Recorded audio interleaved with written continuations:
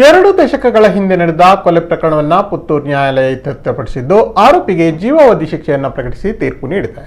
Finance ವ್ಯವಹಾರ ನಡೆಸುತ್ತಿದ್ದ ಪುತ್ತೂರು ಸೂತ್ರಬೆಟ್ಟುವಿನ ವಿಶ್ವನಾಥ ರೈ ಅವರನ್ನ 20 ವರ್ಷಗಳ ಹಿಂದೆ ಉಪ್ಪಿನಂಗಡಿಯಲ್ಲಿ ಕೊಲೆ ಮಾಡಿದ್ದ ಪ್ರಕರಣದ ವಿಚಾರಣೆ ಪೂರ್ಣಗೊಳಿಸಿರುವ ಪುತ್ತೂರಿನ 5ನೇ ಹೆಚ್ಚುವರಿ ಜಿಲ್ಲಾ ಸೆಷನ್ ನ್ಯಾಯಾಲಯದ ನ್ಯಾಯಾಧೀಶ ರೆನಾಲ್ಡ್ ಫಿರೇರಾ ಅವರು ಅಪರಾಧಿಯಾಗಿರುವ ಕೋಡಿಂಬಾಡಿ ವಿಶ್ವನಾಥ್ ಶೆಟ್ಟಿಗೆ ಜೀವಾವಧಿ ಶಿಕ್ಷೆಯನ್ನು ವಿಧಿಸಿ ತೀರ್ಪು ನೀಡಿದ್ದಾರೆ.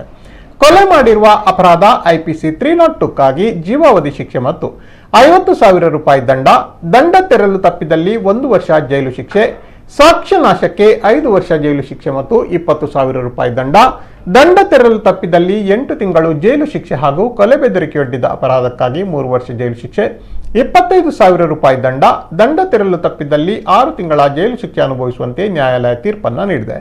ದಂಡದ ಮೊತ್ತದಲ್ಲಿ 60,000 ರೂಪಾಯಿಗಳನ್ನ ಕೊಲೆಯಾದ ವಿಶ್ವನಾಥ ರೈ ಅವರ ಪತ್ನಿಗೆ ನೀಡಬೇಕು ಮತ್ತು 20,000 ಮಾಫಿ ಸಾಕ್ಷಿಯಾಗಿರುವ ಸುಭಾಷ್ ಚಂದ್ರ ಗೌಡರಿಗೆ ನೀಡುವಂತೆ ಮಾನ್ಯ ನ್ಯಾಯಾಲಯ ಆದೇಶಿಸಿದೆ. 2001ರ ಜೂನ್ 7ರಂದು ರಾತ್ರಿ ವೇಳೆ ಫೈನಾನ್ಸ್ ಉದ್ಯಮಿ ಬಡ್ಡಿ ವಿಶ್ವನಾಥ ಯಾನೆ ಸೂತ್ರಬೆಟ್ಟು ವಿಶ್ವನಾಥ ರೈ ಅವರ ತಲೆಗೆ ಕಬ್ಬಿಣದ ರಾಡ್ನಿಂದ ಹೊಡೆದು ಕೊಲೆಯನ್ನ ನಡೆಸಲಾಗಿತ್ತು. ಕೊಲೆ ಕೃತ್ಯವೆಸಗಿದ ಬಳಿಕ ಉತ್ತರ ಕನ್ನಡದ ಹೊನ್ನಾವರದವರೆಗೆ ತನ್ನ ಝೆನ್ ಕಾರ್ನಲ್ಲಿ ಶವವನ್ನು ಕೊಂಡು ಹೋಗಿ ಅಲ್ಲಿ ಕಂದಕಕ್ಕೆ ಶವವನ್ನು ಬಿಸಾಡಿ ಮರಳಿ ಮಂಗಳೂರು ಕದ್ರಿಯವರೆಗೆ ಅದೇ ಕಾರಲ್ಲಿ ಬಂದಿದ್ದ ಆರೋಪಿ ಪಂಚಮಿ ವಿಶ್ವ ಯಾನೆ ಕೋಡಿಂಬಾಡಿ ವಿಶ್ವನಾಥ ಶೆಟ್ಟಿ ತನ್ನ ಕಾರನ್ನ ಅಲ್ಲಿಯೇ ಬಿಟ್ಟು ಪರಾರಿಯಾಗಿದ್ದ. ಕೃತ್ಯ ಎಸಗಿ ಹಲವು ವರ್ಷಗಳಾದರೂ ಆರೋಪಿಯ ಪತ್ತೆಯಾಗದೇ ಇದ್ದುದರಿಂದ ಇದೊಂದು ಎಲ್ಪಿಸಿ ಪ್ರಕರಣವಾಗಿ ದಾಖಲಾಗಿತ್ತು.